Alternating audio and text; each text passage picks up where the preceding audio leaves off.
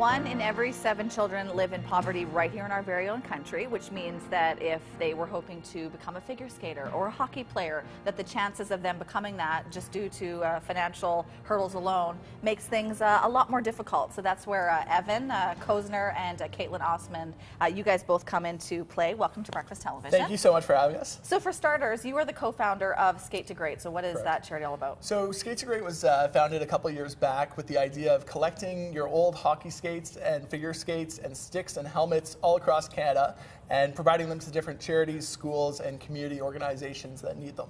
Which is brilliant because, I mean, we probably all have stuff like that in our basement or our garages that's just sitting there collecting dust. Exactly, and there's so many mothers who call who are so happy that they can get rid of their old skates that have been in the basement forever and that they're going to kids' feet that deserve them.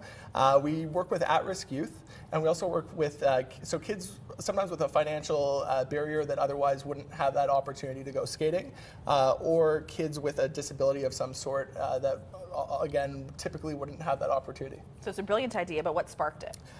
Conversation with another figure skater named Caitlin Weaver that I had a few years back when she was first joining the Canadian team, all about it's kind of crazy thinking that kids in Canada might not have that opportunity to go skating.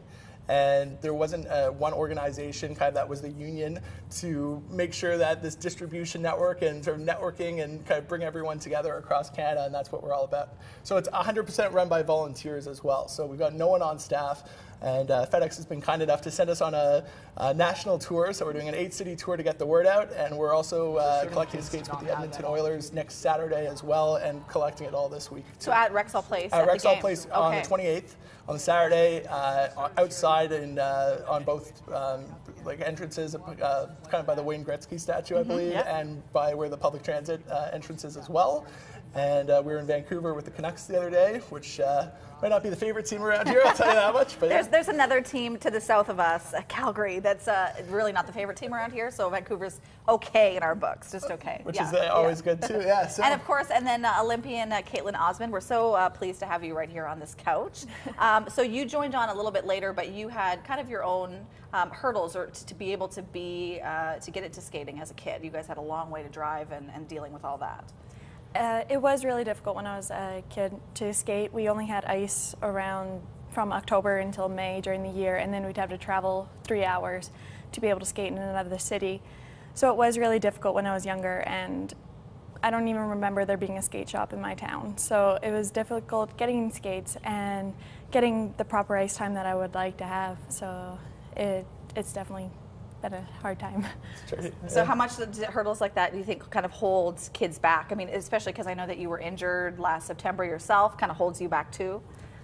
Definitely, there's a lot of things that can hold a skater back, whether it's injury or like when I was younger, a lot of people will not take the time to travel or not take the time to find skates or something. So it's... And there's a lot you can learn, like being on the ice. You get to be driven. There's things that a lot of skills and things that you otherwise, for some of the kids that we work with, don't get to typically experience. I find that skating is one of the few sports where you know you're going to fall before you even get into it. And how many things, if you fall or you're going to fail at it, would you get into knowing that going in? So between that and getting teamwork, and I don't know what other skills you would.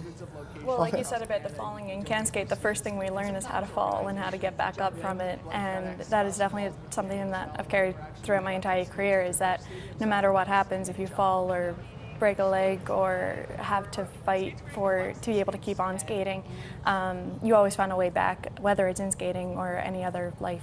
It's valuable lessons to learn on the ice. Wonderful. Thank you so much, you guys. Head to our website at breakfasttelevision.ca. And once again, Saturday, February 28th at Rexall Place, either the Wayne Gretzky statue or the LRT station that you can donate skates. And you can always go online. We are collecting skates all week with FedEx. If you go to our website at skatesgreat.org. Perfect. Okay, we can add to the 6,000 plus skates that have already been donated to kids right here in Canada.